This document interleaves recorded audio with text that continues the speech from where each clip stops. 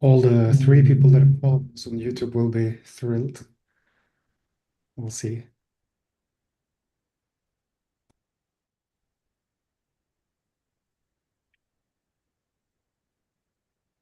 Okay, I think we can start. Let's get this show on the road. So welcome everyone. My name is Emmanuel, and I'm working as a strategist here at HIV Sweden. And I hope that we will have a good time together in this webinar that we chose to name HIV and War in Europe, the role of civil society organizations in times of crisis, learning and perspectives from Ukraine. So before going into all the excellent people here in the room with a lot of knowledge in this field, I just want to give you a brief introduction to the theme, and then we'll start into diving into the discussions a little bit more and the questions that we are hoping to answer in this webinar. So in times of conflict and war, the health and rights of vulnerable populations are among the first to be compromised. The intersection of HIV, conflict, and potential displacement poses an urgent public health and human rights challenge. And that is especially relevant in Europe amid this growing geopolitical instability and an armed conflict and forced migration that we unfortunately are seeing today. While Europe often has been regarded as somewhat of a stable region, at least in modern times, of relative peace, recent events such as the war in Ukraine have highlighted the continent's susceptibility to armed conflict and humanitarian crisis. So in essence, these events disrupt public health, they fracture access to care and other types of services that are essential to many people in our continent. For example, a report last year concluded that pharmacists on a European average spend 11 hours a week. That is the highest ever measure to find medicine, an issue that is largely caused by shortages in production and delivery. And we should also mention that this is detrimental for people living with HIV, who face an increased risk of treatment interruptions that are also compounded by stigma and other factors. And in the last few months, as this wasn't enough, we have also witnessed a reversal of the US foreign policy, leading to cuts in funding for life-saving treatment programs and infrastructure in some of the poorest countries in the world. And those regions and countries are also burdened by a high rate of HIV. So if we look at all this together in terms of HIV, are we already moving backwards, or are we at risk of losing the gains made over the last 40 years? And what are the potential threats? We can already see the ongoing conflict in Ukraine, and we can see the risks and the stakes are also getting higher for countries that are close to Russia. And what can we do and what can we learn from each other, especially in the North European perspective, to advocate and build resilience in our NGOs and civil society organizations? So these are examples of questions that I hope we can maybe find an answer to today and that we will discuss in this webinar. So in this meeting, we have different type of representatives from a set of organizations. So I hope we will be able to get a broad and like a 360 view of all these issues somehow and come out with a lot of new knowledge when we turn this webinar off. But let me not speak too much. I'm not the focus of attention here today, but rather we should maybe go to Ukraine and start there. So Anna and Pablo, welcome to this webinar. And why don't you tell us a little bit about yourself and the work you're doing? Okay, I'll start then. My name is Pablo. I'm Deputy Executive Director for Alliance for Public Health. And we are doing a lot of programs in Ukraine. We are civil society, but we are implementing a big program funded by the Global Fund, which is a country program, a national wide program. We also have some funding from PEPFAR. So basically we have quite a big number of activities in the field of HIV, TB, hepatitis. We also do a lot of other public health work because of the war, essentially, but kind of picking up different areas where we see as a big gap for access to services for our people. Yeah, so basically, I just wanted to say we are very pleased to be here and to share our experience. Of course, this will be, I'm not sure about 360 view. I mean, we will give the perspective from the civil society point of view. So it's, again, just a part of the picture, but still, I think it's important to share. Thank you. Super. So let me start off with a question. Like you talked a bit about how your work has changed, but if you can give us the key points from the time before the invasion and where we are now, like what is the major things that has changed? Okay, I just wanted to say that I'm here with Anya, and she's also a very important person in our organization. She's the head of mobile health, which is a new the new direction that we took, actually conceptualized at the beginning of the war, and then now it's a kind of quite a big team of people in Alliance. She's leading this team, and it's a very important direction of work, and we see it's very relevant, especially in this kind of environment where we have war, crisis, a lot of people moving. So I think this is just, I wanted to highlight her role here. She's the head of the mobile health.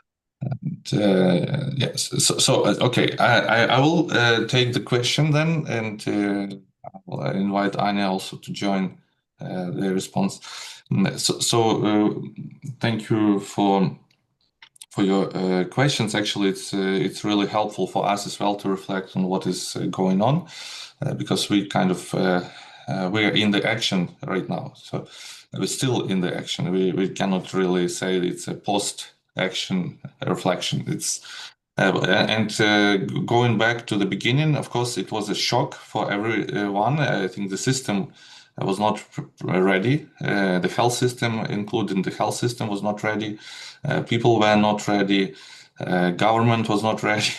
And but I would say that probably in just reflecting back, like the first 3 months, I think the whole thing was paralyzed. I think the only active part at that time was the military, in terms of course, defending and active fighting at that time. In terms of system, in terms of public health, I think it was really not prepared. And the first responders, I would say, as I said, despite the kind of military, police, or emergency, was a civil society, actually.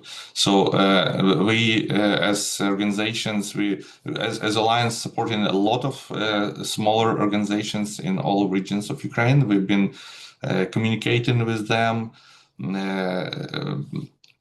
And we know that even the war started today,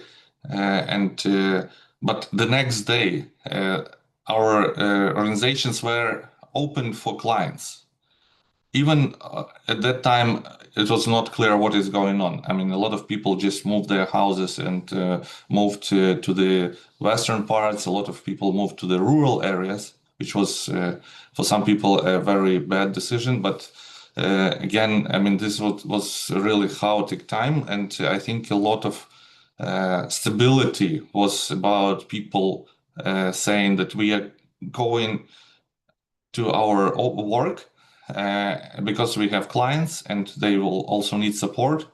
And this is what happened, actually. A lot of programs just maintained because of these people continuing. And we picked up some not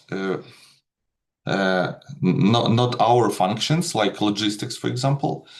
Just for you to understand, the whole logistics in country just shut down. Like the commercial, the private companies, they didn't work.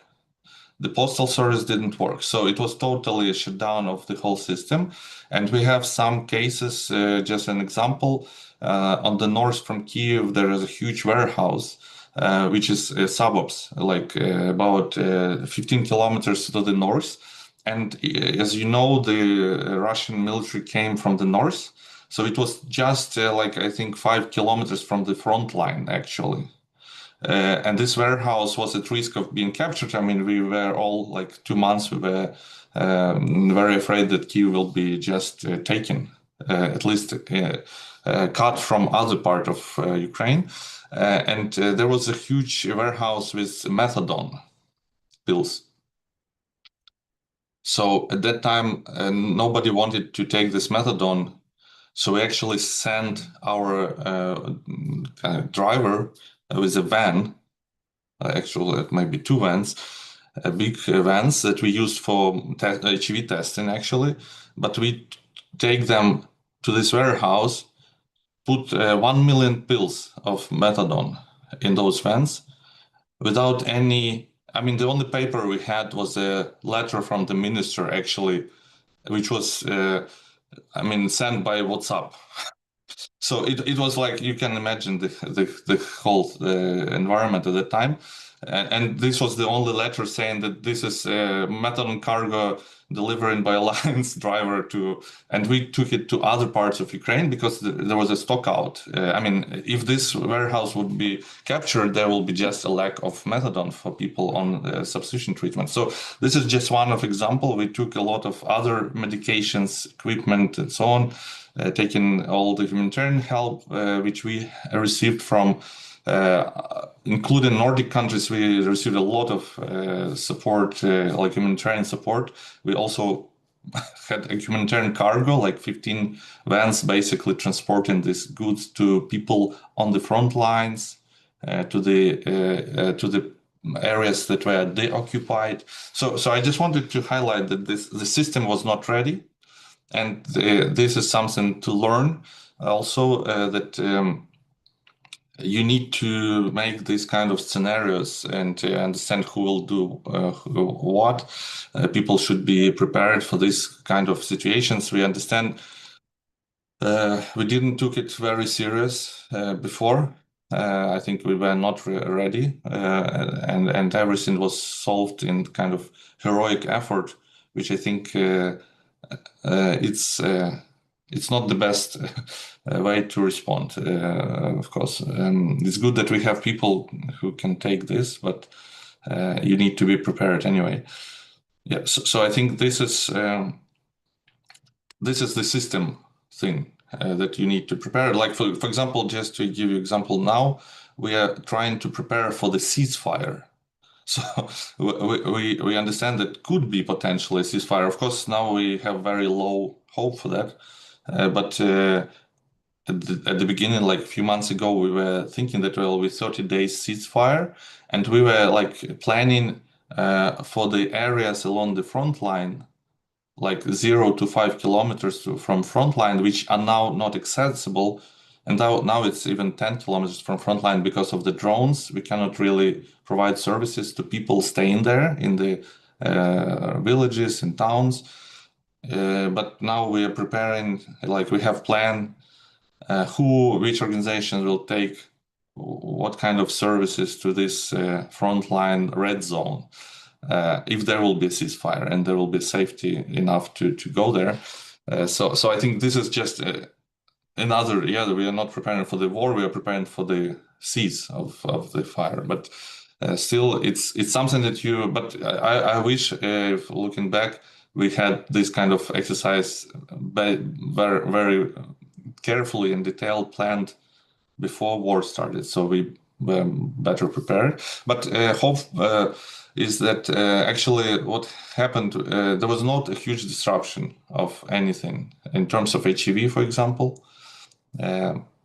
Even there was a lot of problems because doctors moved out, patients moved out, a lot of them lost their links to treatment, but it was quickly established in like a couple of months. The whole the civil society in the first place actually were helping people if they moved to western parts of Ukraine, and those who moved to Europe across the border to relink with the treatment, either getting the new doctor, new prescription, or sending them by postal services or any other means, pills. Yeah. So I'll stop here because it's a huge topic to talk, and maybe Anya will add. Thank you, Pavlo. Some small examples of how civil society responds. So even as Pavlo mentioned, all our project continue to provide services on the second day of the war beginning. And we have a lot of local NGOs and social workers who continue to provide services even in occupied Kherson, in occupied Mariupol, in occupied Melitopol. And this is also empower us not to stop and to be more flexible, to respond as fast as possible to the needs, and to support these people as they do what they do for our clients. There is a huge number of stories, actually. Thank you, Anya, for when the pills were taken from Ukrainian control to occupied through the military block posts, like Ukrainian and Russians block posts, and people took their own risk to bring the pills, particularly if those like HIV pills, it was maybe easier. If this would be methadone, it would be much more difficult, because as you know, the Russian policy is very strict on the methadone treatment. They don't allow it, not tolerate, and it would be for the person who was taking it could be ending up in the prison. And this happened before. After 2014, we have tried to support occupied territories. It was a case when one of our consultants was actually in prison for, I think, almost 2 years, because he was on methadone. He was taking his own treatment, and he was taken by the military. But so I think there's so you need to do the stock. You need to understand the emergency scenarios, how you'll connect with people, how you'll deliver them medications if there is something going on. Thank you both, Pavlo and Anna. A follow-up question to where we are today, and I'm thinking about the news we've seen the last couple of months with the USAID, the disruptions. We've heard about this, for example, when it comes to the US administration and weapons being stuck in Poland and such. But have you seen any disruptions, or has it caused any concerns with the US aid when it comes to treatment and the services that you provide? Okay, so this is a big problem, of course, not immediately, like when this funding was stopped, it was not immediately reflected in stop of treatment. But of course, right now, so we can say there was a lot of services were actually stopped.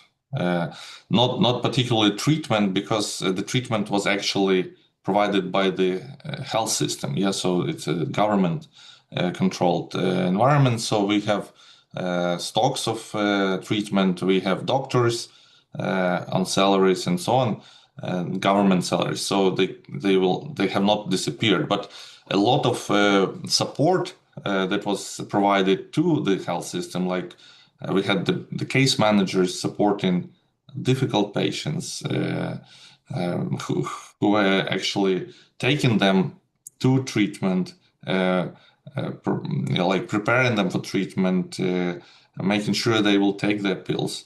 like this case management, a lot of it was stopped just because this immediate stop.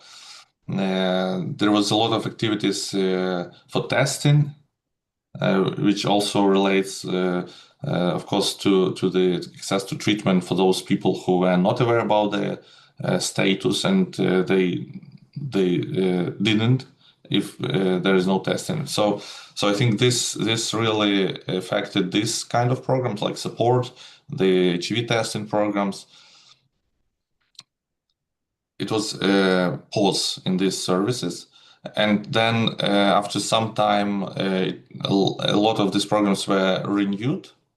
But what is and actually right now we until the end of this year, which is the October, because it's a US cycle, a lot of programs just restored, but we are not sure what will happen after October. Because it depends on the amount of funding that will be available from PEPFAR and US government. And this will possibly affect a lot of programs. But what we already observe right now, the Global Fund, which is a big funding for Ukraine, more than 100 million for 3 years. A lot of this funding will actually right now the Global Fund is globally taking I think 20% from the programs. So we need just to cut off 20% of the budget, of course, for not life critical activities, but it's activities like human rights protection, patient rights protection, supporting patients, like including all kind of activities like training, for example, for personnel, which of course the quality of programs is will be impacted. So there is a lot of programs that will be affected, and because also the cuts in PEPFAR budget, because PEPFAR in Ukraine particularly is the main source for procuring the treatment, because the government budget is not procuring because of the deficit. Right now, if PEPFAR will not procure, then the Global Fund will need to pick it up. So this 20% will become like 40% or something. Of course, the priority is treatment. So I'm sure the treatment will still be there. There's no questions. Even there will be no other activities. But of course we understand that if there will be no other activities, there will be no support for the civil society, for actual organizations who are protecting patients in terms of getting them into the system and keeping them into the system in treatment, protecting their rights from the stigma and other issues. These are very important parts which could be probably a danger of not funded. Yeah.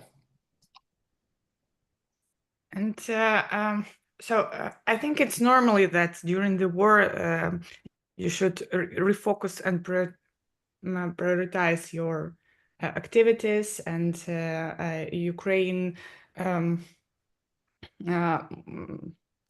put all the money to defense and army, and a lot of even prevention programs are cut off.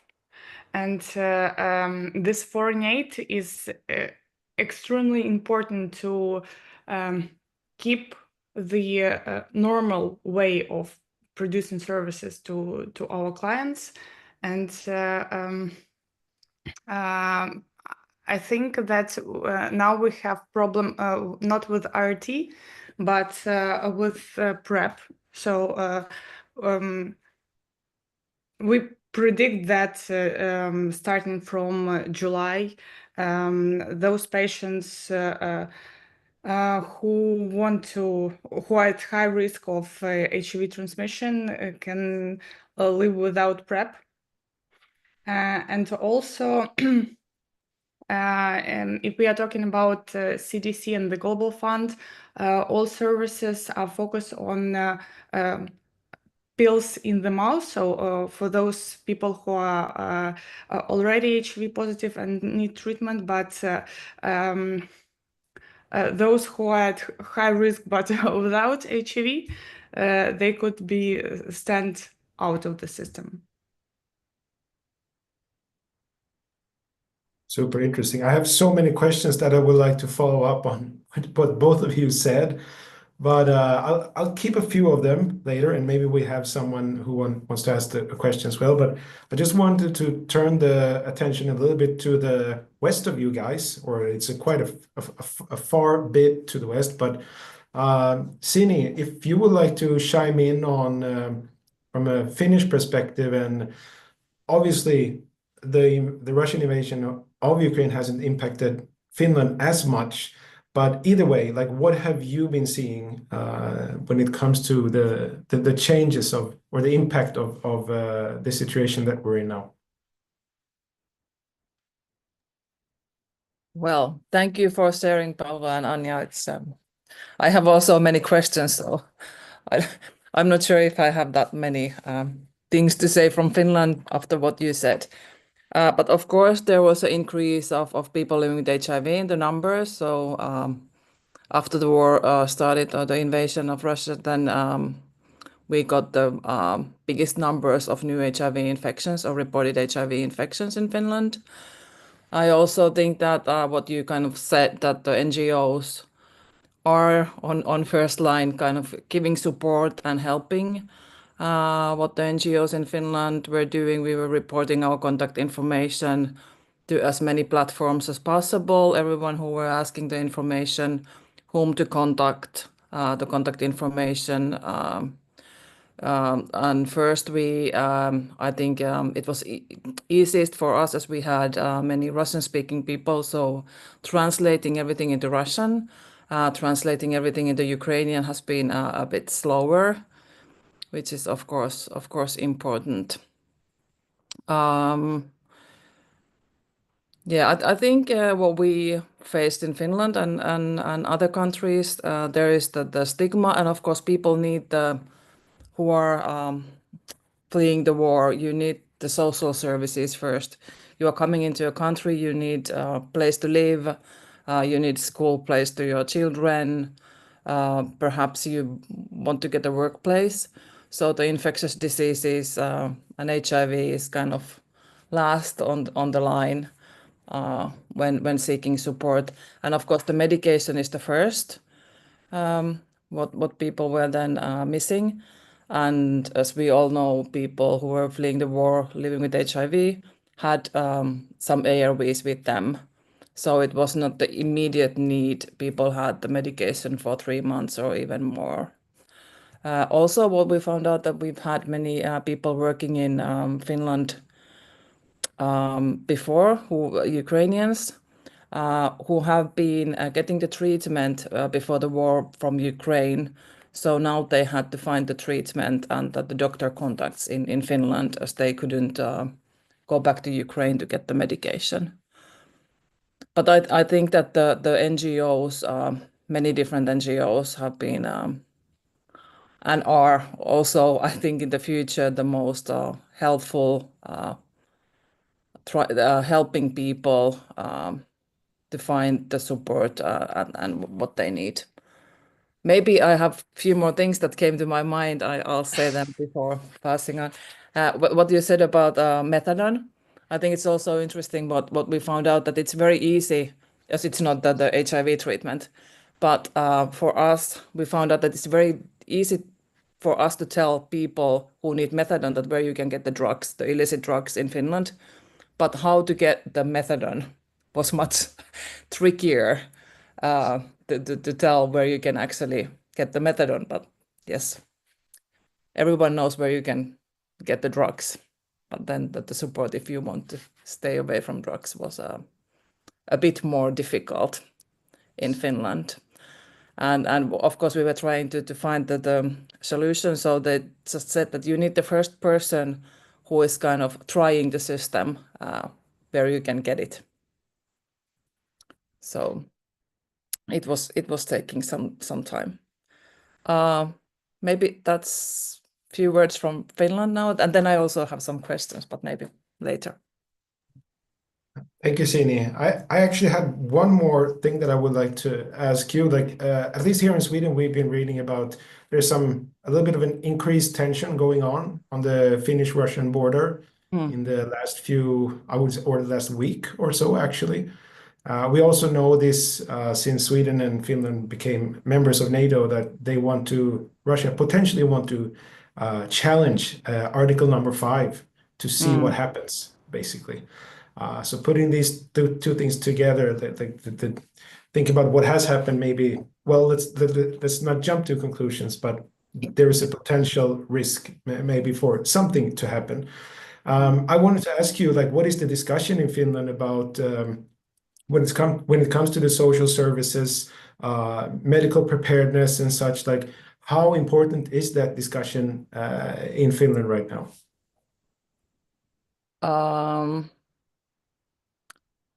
Important. I'm quite not. What's the specific? Is it kind of related to the border to Russia, or? No, like I was thinking preparedness? more in line with if something happens, like what Yeah. like preparedness in general, and maybe related to what you're doing, like how it can. Okay, I think we are getting now quite strong message that everything will be fine. Also, what I was thinking today, not exactly to answer your question, but from Finland, we had a lot of cooperation with the organizations and NGO civil society in St. Petersburg, Murmansk, that were all with the Nordic money or Finnish money. So, and that all ended. And I think that's the people actually who are people living with HIV or people who are using drugs who are now kind of suffering that kind of when all those programs are closed now. Yeah, I think we had all the time during the years, there's always been a program together with the NGOs in St. Petersburg or Murmansk, which is very unfortunate. Thank you so much. Keep on to your questions, and I'm sure that Anna and Pavel will answer them shortly here. Should we maybe move on to Norway and see, like, same question to you guys, like what you've been seeing from your side with the respect to the things that has been happening and is happening right now. Okay, I might start, even though I do have my colleagues with me today, Bente and Christine over there. So we're quite a strong team from Norway, HIV Norway. Well, firstly, I would say that it's a lovely idea of you, Manuel and Khan, to bring us together and once again listen to experiences from Ukraine, like first-hand information. That's exactly what we did 1 month ago, gathering Ukrainian asylum seekers, refugees here in Norway, in order to get information from Anna and Pavlo. And I think it's a very good opportunity to work like this in our digital and highly technical world today, because we do see people have a lot of concerns. On the one hand, what's going on in the home country, because they keep contact with the relatives, because they read news from Ukraine, and On the other hand, we do see that some of Ukrainians would keep contact with their practitioners, like physicians, doctors, and especially when it comes to kids. So to keep contact transporters like this opportunity is a very good idea, I think. That is exactly was their idea we got some time ago and applied together with the Alliance for Public Health and HIV organization from Finland for Nordic Council of Ministers, as to look at the Ukrainian experiences when it comes to innovation. Like what you do, guys, is incredible, right? As Paolo described quite in details, whether it's mobile clinics or online consultations, from social worker, from psychologists, from maybe lawyer even. That's probably the things we have to think more and more here up north in order to be prepared. But back to Norwegian context, back to the role of civil society organization, which is huge, as Anne has mentioned as well, because when things are happening, when crises are happening, unexpected or more or less expected scenarios might occur, civil society initiatives are crucial, and the efforts they do. And I would, of course, advocate for more cooperation and more solidarity and more communication and easygoing communication, not bureaucratic, not taking that much time, in order to both keep contact, to exchange information, because it's basically the same people we are dealing with, more or less. The world is not that big when it comes to Europe. HIV Norway, back 2022, when full-scale invasion from Russia has started towards Ukraine, we've sent a letter quite easily and quite quickly to the immigration services saying, hey, look, it's most probably will be a lot of refugees coming to our country, so that in order to be prepared. And in Norway, we do have one refugee center. It's the national arrival center close to Oslo. All people applying for asylum are happening to be there. So we try to be there very much present. We try to keep contact with employees. We see that employees at this national center is also representative of different cultural, geographic, you name it, language backgrounds. So it's like win-win when we get information about HIV and about transmission of HIV to the employees, at the same time trying to reach out to refugees in different languages as well. Yeah, that's what we will basically do. We had some concern when it comes to supply of HIV medicine in Norway, and asked something which is called the Norwegian Hospital Procurement Trust, which is responsible to deliver and to assure that we have enough supply in this particular case of HIV medicine. The answer we've got that we had enough from the wholesaler, 3 wholesalers which are obliged to keep enough supply for 8 weeks treatment. What else I can say to you? Well, when you highlight the idea about North, Emmanuel, I think that we are being in northern countries a bit privileged in the way that we have quite short communication, quite easygoing communication with our departments and bureaucrats and politicians, right? And that could be a good chance and idea to bring up our message right now when we have a message from Ukraine to bring in order to keep it going, because in general in society we do have an idea, we do have a discussion in public debate about preparedness, right? How prepared we are. After COVID, after Norway had a terror attack back in 2011, and a lot of things has happened when it comes to infrastructure in order to be prepared as a society.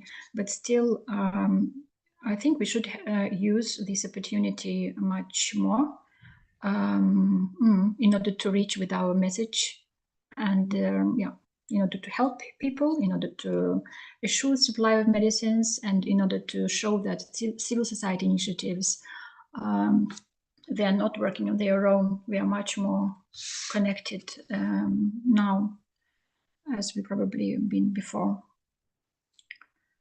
I can just add very shortly that we do have some experiences made after COVID, and especially lockdown of our societies.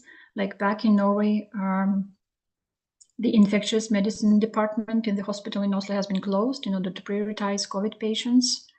That was the challenging situation in the way to reach out with information about vaccines and other information to persons with living with HIV, or maybe have different backgrounds when it comes to language and how much language they had. When it comes to testing as well, so we do know that it's possible to be like very flexible and try to find a solution, even though Norway is a bit challenging country when it comes to geography.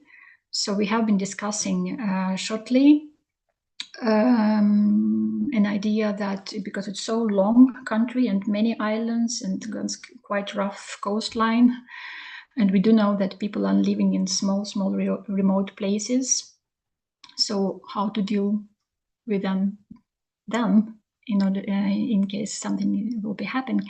But that's the question I would love also to ask Pavlo and Anna when time is there, because we are planning quite a lot of activities together. I do know they have some good measures and good ideas to share with us.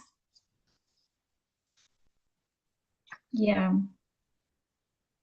Otherwise, that's pretty much it from my side so far. Bente, if you feel, or Christine, if you feel like to add anything, just shoot in, come, join.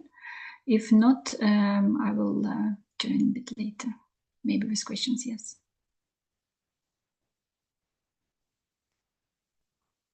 No. No, looks like they're nodding their heads. I mean, when it comes to political maybe environment, since you asked Sini what's going on in Finland, Norway does also borderline with Russia up north. It's far from Oslo where I'm now, but still it's quite fillable. We do have a public discussion. Norway has elections in September. So a lot of things will going on when it comes to political rhetoric, and we have a new political party which is trying to relativize public debate about Ukraine, who started the war, and all this stuff. You definitely can find a lot of information in international media about this. But when it comes to people living with the HIV or being in risk for HIV, I would definitely advocate for civil society efforts between our borders. We're not that far away from each other, as it might seem from the first sight. Thank you, Evgenia. Super interesting last point here with like this kind of foreign influence in elections, and we've seen it. There was an election in Romania just a few last week, I think, where we had this. They had a similar discussion with the very Russian-friendly candidate leading up basically up until the election, and this information kind of active measures. That's something that's probably well understood, but it's also changing with this kind of like hybrid warfare that we're experiencing right now. I want to turn back to you guys, Anna and Pavlo, and Evgenia. She talked a little bit about this with cooperation amongst our countries and civil society organizations, and so now it's you guys who are maybe in most need of help, of course, and support. So I just wanted to ask the question, like, what can we do? Like what Evgenia said as well, we have possibility to talk to our ministries and departments in quite a casual way. So what would you like to, how can we help you, basically? But what's your idea of that?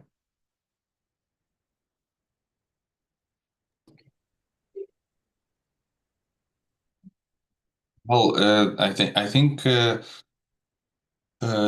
we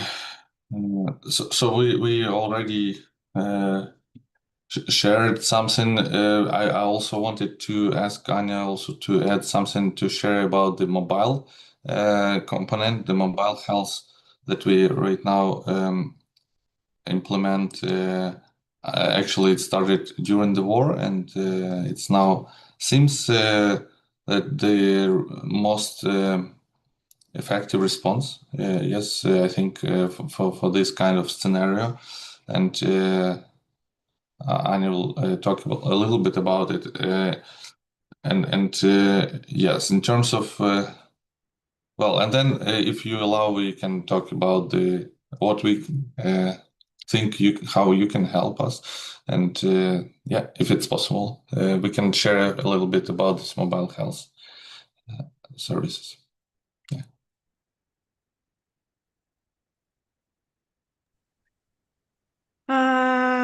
Thank you, Pavlo. It was December 2022 when we launched the new project we call in MTP, Mobile Treatment Points. This was Alliance response to the situation. The project was focused on hard to reach settlements near the front line. Just a small my personal insight from the beginning of the war that the war is highly increased vulnerability. So traditional alliance work with such hard to reach, hard to communicate, hard to provide services clients. So this is drug users with no IDs or homeless people or those who live in complicated life circumstances. When the war began, these people stay even more stigmatized, even more closed, and even more hard to reach. And if we are talking about the frontline areas, there was a lot of destruction of health infrastructure. A lot of doctors and a lot of people moved to western part of Ukraine, but still there are a lot of people who stay near the front line, and they have no access to any medical services, even to family doctors or basic medical services. And we launched this project to provide integrated health mobile services to these people. We use and re-equipped big clinics to bring doctors, to bring modern equipment, and to bring treatment to these people. And it was like, and is like, safe place for receiving medical services. And we combine primary health, diagnostic, and specialized TB and HIV screening for people in this small settlements who still need to be covered by medical services. Maybe I missed something, but yeah, I just wanted to say that it's like thinking about how you can be prepared. I think this is something that we think it's a good way to respond because if you have, I mean, the war is by definition is a very chaotic event. The disruption is huge, as I said, to systems, to the normal ways of providing services. You need to be prepared for this, and probably because you don't know where this will happen in geographical terms. I think the mobile is one of the good way to do it because I mean a lot of stationary points actually in the front line or even not in the front line, a lot of this even not on the front line are destroyed by the rockets. Unfortunately, the health system is one of the targets for the military in Ukraine. A lot of hospitals have been hit. And a lot of our organizations even lost their offices windows. I mean, if there is a huge bomb, even not targeting a particular building, all the buildings in the neighborhood kind of can be damaged. So this is, and also this also relates to personnel because you have a lot of doctors actually leaving, and this is clear. A lot of doctors have families, they want to leave to a safer environment. they have opportunities as well when they leave. A lot of people we see are not like from our groups, like drug users. They're not leaving. Even they can be very close, like 10 kilometers from frontline. They're still there. They don't go because they don't know where to go. They don't know what will be the situations there when in the new locations. Access in drugs, access in services. If they don't have documents, this is another issue. They're also afraid to be recruited to the military because it's another issue, especially for male population that we have in Ukraine. So a lot of people don't move out, and you need to bring services to them. So this is one way you can address it by having a mobile clinic and having a doctor coming from other places. So what we actually have, we have a doctor from not local. We bring the doctor, we bring the nurse, bring the lab equipment, and do all the things, and then leave. Yeah, so we don't stay there. So it's another issue. But also it's important the preparing of the personnel for this kind of scenarios, at least medical training for the military kind of tactical medicine, application of the tourniquets and so on. It should be done. I mean, this is something that we do for everyone right now, for all the personnel working in different areas of Ukraine, because even if you are going outside, a lot of people can be hit by the rocket in any city of Ukraine, and the ability to quickly stop bleeding is the most important survival skill. So I think it's also an important lesson. Yeah, and I really wanted to say something that we also wanted to share with you. The flexibility is the key word we learned during the war, because as I said, the system is not ready. So you need to be very flexible to change the rules during the war to adapt it quickly. Like if you have very restricted funding, for example, you'll not be able to react on the changing circumstances. If you have very restricted rules of providing services, this could be a very huge barrier for people during the war, because a lot of them lost their documents. If you need a document to get treatment, these people will not get it. So you need to relax these criteria. Right now in Ukraine, every medical provider can actually operate and provide services outside of their geographical area.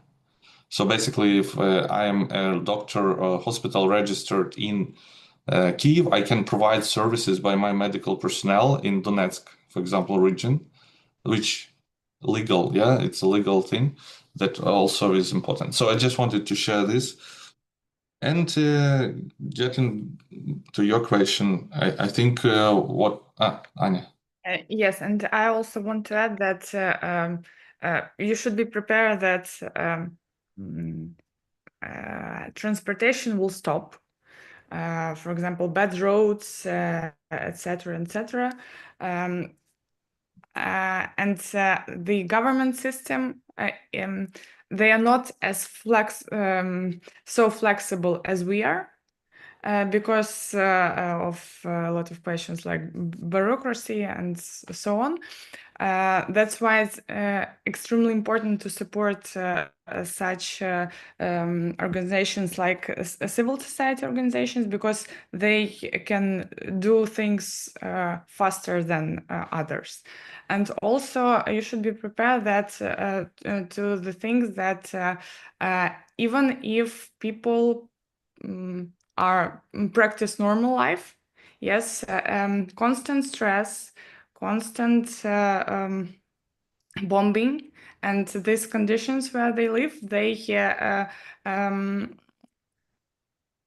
bring such problems like mental health issues, like practice of risk behavior. So we see that especially in the settlements near the front line, people drink a lot of alcohol to deal with these conditions where they live.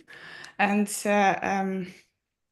Especially in small settlements, we deal with people with low income, low education, and big stigma of especially social dangerous diseases like HIV, TB, hepatitis, and the focus for these people should be even higher than, for example, in big cities.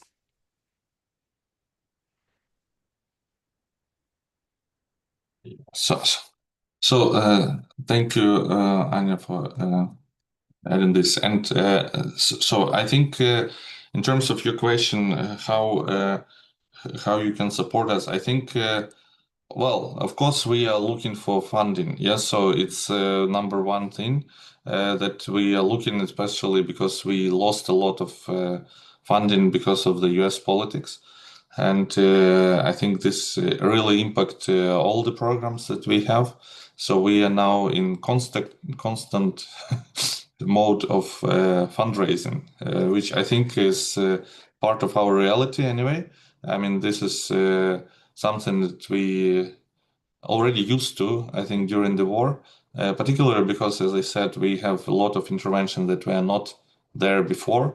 And for example, for this even mobile health, we have some funding from the Global Fund, but it's just covering like about 30% or 20% of the whole intervention. So we're getting a lot of support from other donors as well, and including European government agencies as well. We are supported by like French and German development agencies. So I think, but of course we understand that the funding is going down because of this reality of the war, and we understand that every country want to get ready themselves, and this is totally clear. But yeah, we really hope for support and that's why we are interested in getting as many sources as possible, yeah, to share this cost. Yeah, so this is one thing. I think the political voice is very important. The advocacy is very important in this time, and solidarity is very important. So I think keeping the political decision makers in the kind of not to relax too much, so they need to be focused. And I think this is the new reality we all live in. And I mean, Ukraine is on the front line, but we don't know what will be next, right? And this should be not taken easily. I mean, lightly. It should be taken very seriously. And as we started our meeting today, I think one of the things that didn't help us a lot was actually a lot of people in Ukraine were not even expecting anywhere in any possible scenario that there will be a huge war with Russia. And this happened. I mean, so we need to get better ready for this worst case scenarios. It's the better. It will never happen, but we should be prepared. And I think this is a political issue that you can keep your political people in the loop and keep them focused on the problem. Yeah, I think this is important. And of course, we understand that this is also influence global mechanisms, because like the Global Fund, for example, is getting funding from other countries. And if US is cutting their support, I think the Global Fund will hope to get more from other countries, which I don't know if will happen anyway. But this is another issue that we are thinking about. Over. Thank you, Pavel and Anna. Very good information, very interesting also. I had a question before about this with flexibility, and Anna, you answered partly that when you said like the civil society organizations, they're like our possibilities to maybe be a little bit more flexible, because that's also a concern here. Like a modern society with all the laws and things, it's not meant to function in different ways. I think it's just we suppose everything is just working, but so this is a different thinking coming in. Let's open up for a little bit of questions. If anyone has anything, just shout out. I have 3 questions. They are very different from each other. First one was, as the war has been going on already for some time, the ARVs, the HIV medication, people who are living still in Ukraine, are they still on the same medication, or have they been forced to change the medication, for example, the cheaper pills, or if there has been any changes? That's the first one. Second one was about data collection. As maybe as an organization, or for example, the mobile unit, the mobile work, what kind of data are you collecting? And has it shown some changes over the years, like how the situation was before war, or who are you targeting, or what kind of people are you now actually meeting, comparing to the times before the war? Or what is interesting to you? What kind of data are you collecting? That's the second question. And then the third one, if you have any ideas, or if someone has, how to encourage people to take part of the health checkups, especially TB screening, hepatitis and HIV testing. I think it's a bit of a concern that only maybe half have been taking part of the TB screening, even though it's offered, so people are not willing to participate. That was the third question.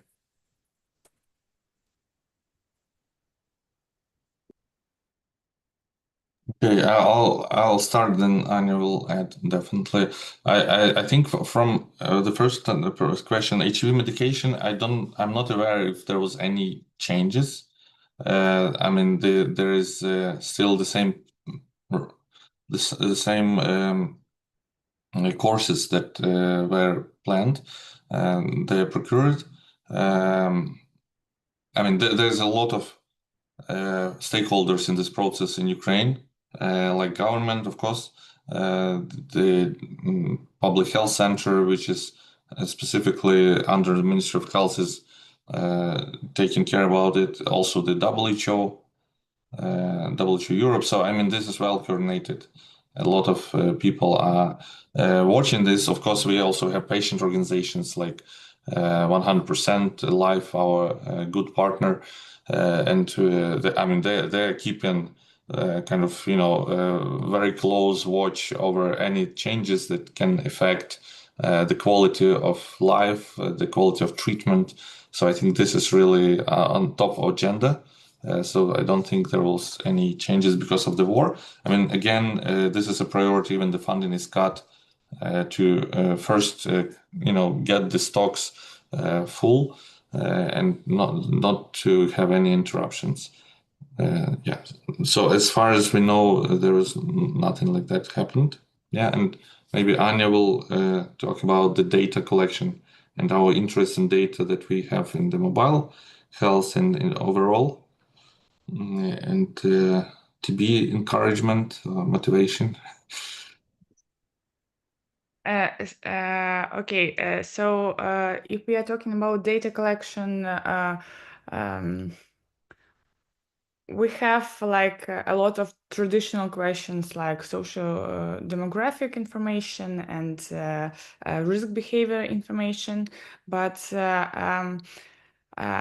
in Ukraine, traditionally we have like worldwide using key populations, but what we see now that another key population, even for HIV, viral hepatitis, and TB is people who are living in hard to reach frontline areas because they have lack access to medical services. And for example, for those who like a Soviet tradition to run X-ray every year, they have no chance to do it. And when we bring so as a part of this MTP team, we have van clinic, specialized TB clinic with portable X-ray and gene expert. And this model, like integrated mobile health services, help to provide a comprehensive package. And in our project, we start with a family doctor who consult and determine what type of service, diagnostic and tests the patient should run. And if he understands that patients are at risk of TB, HIV, or doesn't do it before, he prescribed this test, and it's easy to provide even such social dangerous diseases in this, like we call it, integrated place, where a family doctor, where modern equipment, where treatment, and where specialized care like HIV and TB.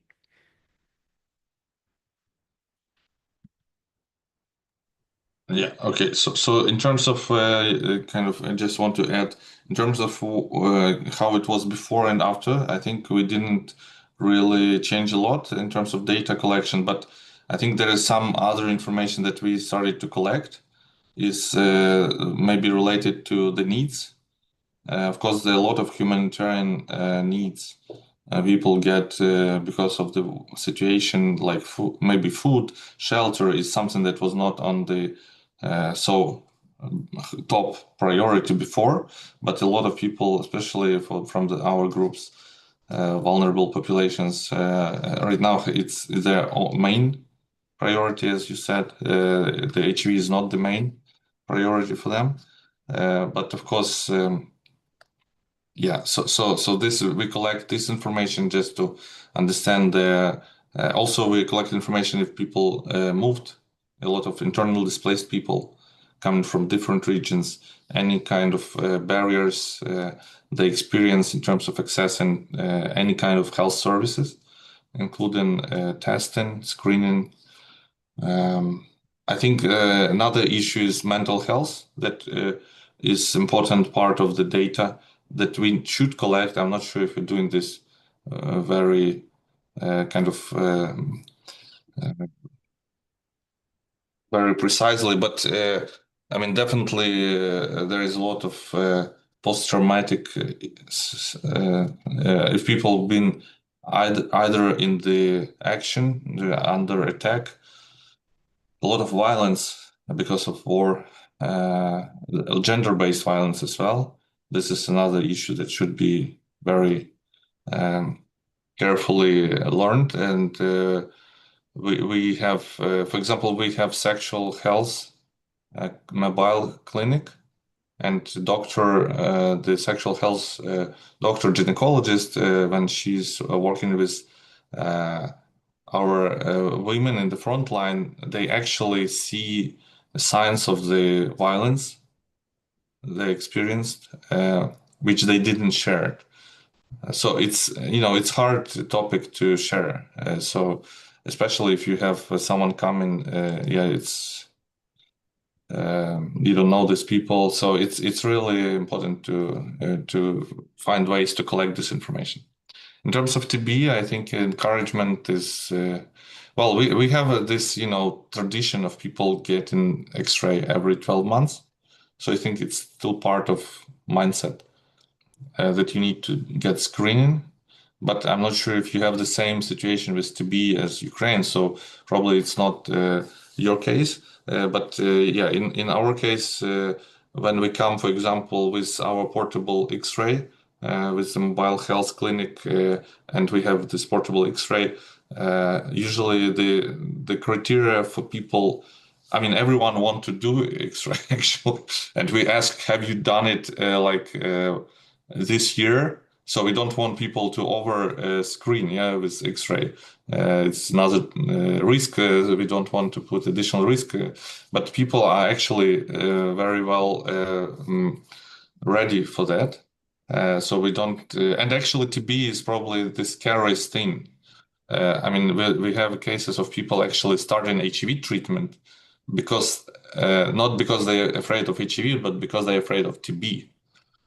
And the TB is killing people who are not on treatment from HIV, right? So this is what we actually, a lot of people are starting HIV treatment because they're afraid of TB, and people afraid of TB, they want to screen just to make sure they don't have it. So I think this is probably a different environment that we have. Yeah, but actually, I wanted to mention as well, we are trying to use opportunity because if people are getting X-ray, there's artificial intelligence that read the screens, interpret the screens. So we're trying actually to maximize the outcome of this. We are trying now a project which will use this artificial intelligence machine reading of the pictures of the X-ray pictures, not only to flag the TB, the potential TB pathology, but any other things people may have. So this is, I mean, this will not be focus of TB doctor, but they could have some problems with like even heart or lungs. I mean, or even some other things that this information should be used. If people need support, health support or treatment, this can be used for this purpose as well. Over. Thank you. Interesting. Yes, thank you so much. Do we have anyone else who thought up some questions? We have a little bit of time left before we're wrapping up here today. May I? Sure, go ahead. I do not have a question basically, but it's more like a comment since you mentioned mental health, and mental health is also an issue. It's an issue in our society, especially after COVID, relevant for, different people in our society, but also when it comes to maybe refugees from Ukraine. We, as civil society institutions, organizations in the northern country could also do maybe a bit more right now when it comes to refugees from Ukraine and people living with HIV, because the systems are so much different and the treatment is different when it comes to treatment for mental disorders. So that could be a good idea as well, to keep contact together and help people, whether it's post-traumatic or any other issues to deal with, because it takes time to understand the system. It takes time why you cannot get treatment right away. In Norway, we do have a general practitioner system, which we used to think works quite good. And we do tell people you have 3 hours free of charge in order to see a psychologist, but still we're not sure how much it's being used. And even though I also see that for some people the word psychologist is a kind of alarmistic word.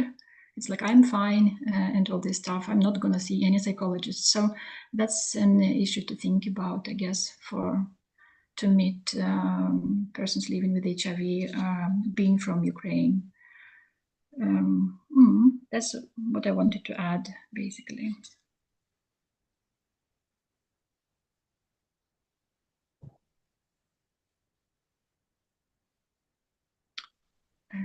Otherwise, also on short notice from my very last, I do remember we were talking in the office together that what if we keep contact guys from Finland, Sweden? I mean, we do, but still, when it comes to refugees and flood of refugees, people are moving from country to country of different reasons. I do know that Ukrainians are moved to Finland, for example, so that we, and I do recommend, we do recommend HIV Sweden as an organization to ask for assistance, whatever it might be. So that's the way we also can contribute to the well-being and good quality of life for persons who are living with HIV in our countries, even though they stay for some time here, maybe. I mean, I do not know, right?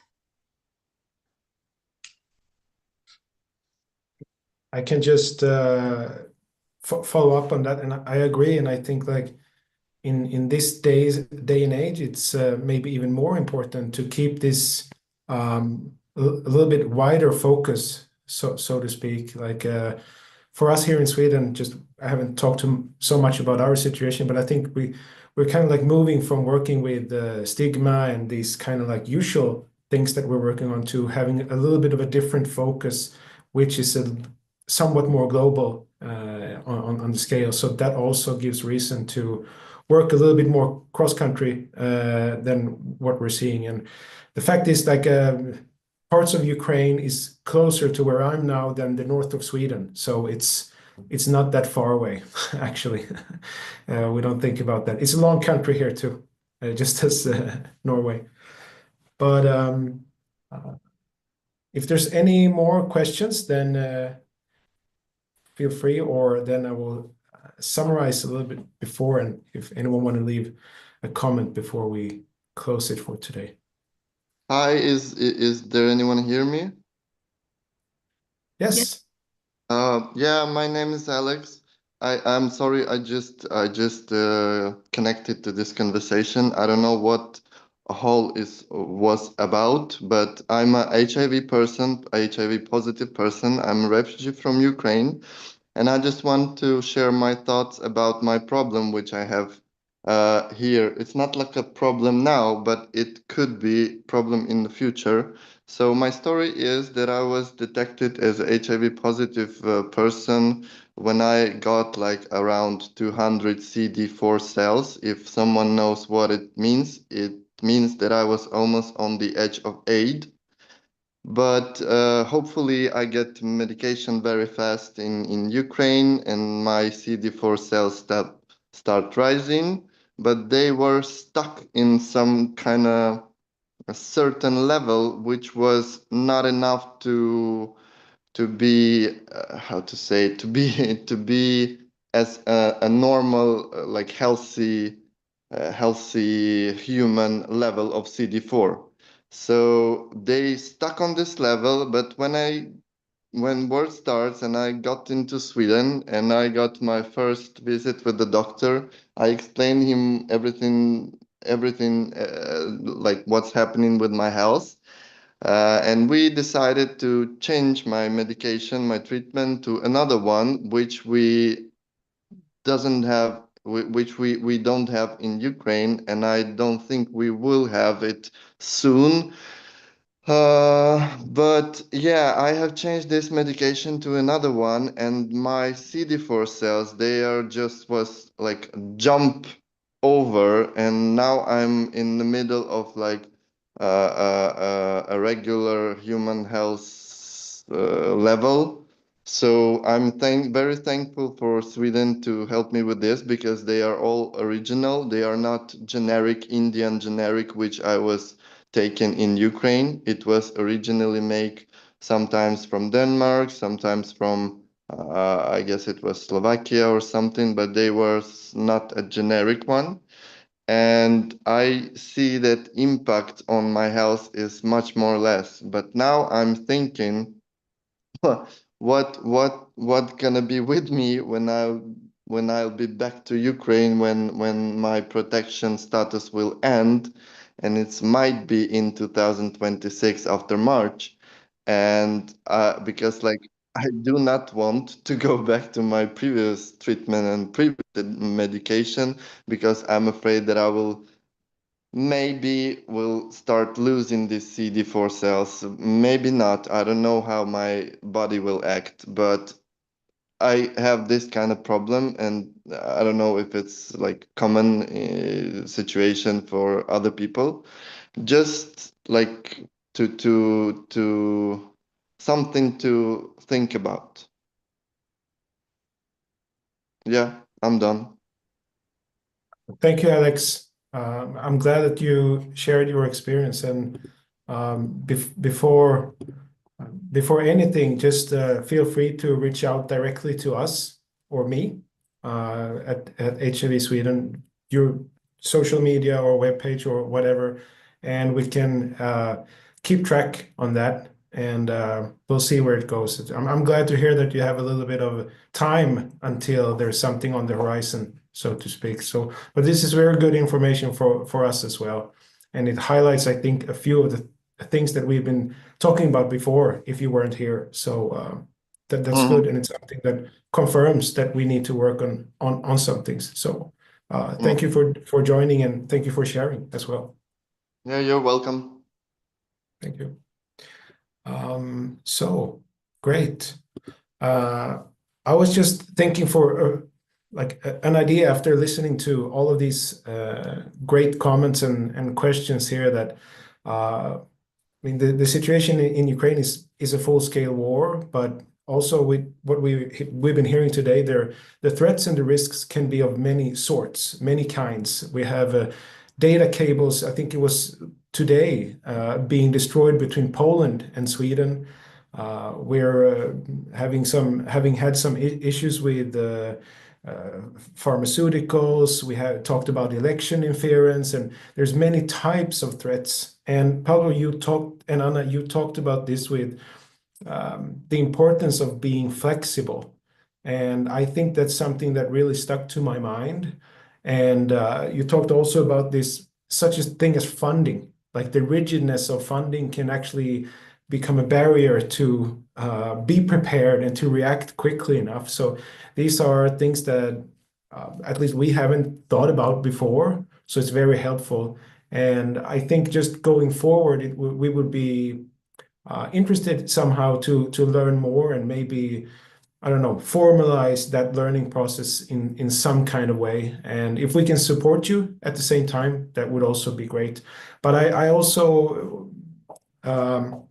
join Evgenia from HIV-Norge in that sense, that we maybe need to have a little bit more conversation cross country than what we have been before, even though we might not have a full-scale invasion of one of the Nordic countries. But there can be other types of threats that are made here that can cause havoc and security risks for people, especially marginalized people that are already marginalized. So thank you for sharing. Do anyone wants to share anything, a comment or something before we close for today? Yes, I want to share last point. Just like, I don't know, not to be that depressive at the very end. I mean, we did already a small effort, Emmanuel, and come together and made the reportage.